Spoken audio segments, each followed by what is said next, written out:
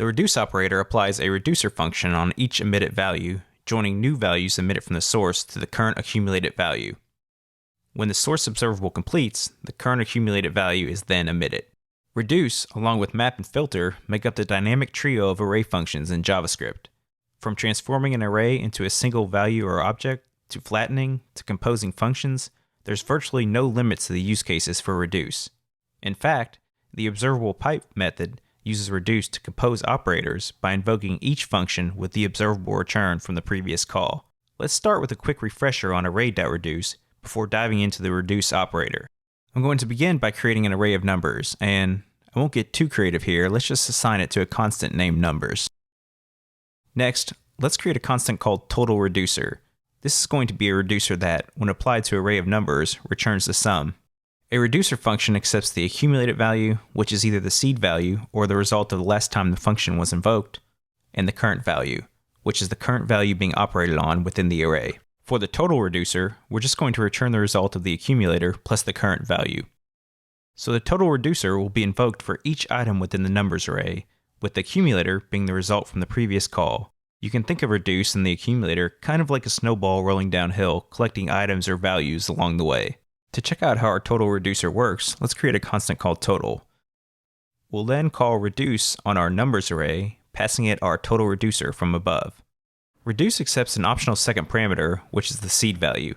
If this is applied, this is used as the initial accumulator. While it's not necessary for this example, I'm going to go ahead and supply 0. Finally, let's just log the result to the console. We can see that 15 is logged, which is the sum of our numbers array. To get more visibility into what is happening here, let's go ahead and add a console.log to our total reducer. Each time this is invoked, we're going to log an object with the accumulator and the current value. When we run this again, we can see that each time the total reducer is called, the accumulator becomes the result of the accumulator plus the current value, which is being returned from our function. So now that we know how reduce works with arrays, let's swap this out to see how the reduce operator works with observables. To start, let's import from rxjs. From is a creation operator which, as the name implies, just allows you to create an observable from almost anything. For our case, we're going to create an observable from an array, which will just loop through the array, emitting each item. Next, let's import the reduce operator from rxjs/operators. To turn the numbers array into an observable, we need to pass it as an argument to the from creation operator. Next, we can call pipe on the numbers observable, passing it the reduce operator.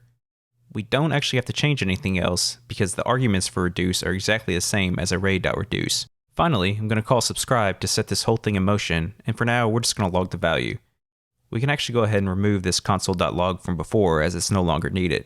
At this point, we actually have the exact same values logged as we did with our array.reduce function.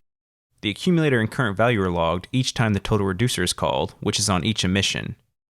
Finally, when there's no more numbers, from completes the observable and emits the final value, which is 15.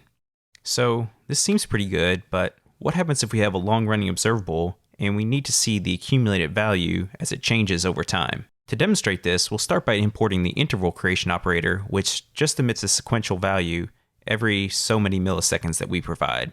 Let's swap out from with the interval creation operator, and let's just tell it to emit a new value every 1 second. When we run this again, we can see the values being logged from the console.log we put in our total reducer.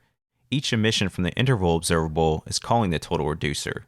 However, reduce is never emitting the final sum because the interval observable never completes. Let's actually remove the console.log from the total reducer function to make this more clear. And we can see now that nothing is ever logged because the interval never completes. To demonstrate this, let's actually use another operator to force the observable to complete. We'll import the take operator, which emits the first x values before completing. We'll cover this operator in much more detail in a future lesson. We can then add take to the pipe method above the reduce operator. We'll just take the first 3 values from the interval observable, which will be 0, 1, and 2. Finally, let's adjust the observer in the subscribe method to also have a complete callback. This will give us a chance to see the final sum being emitted before the observable completes.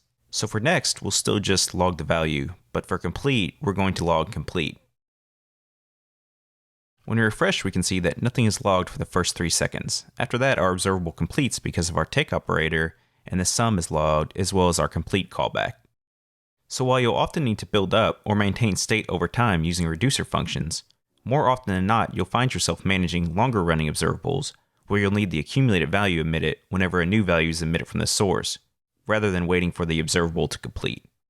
It is for this reason you'll find yourself using the scan operator far more often than reduce in your day-to-day work with RxJS. Scan is the same as reduce, except it emits each new accumulated value as it occurs.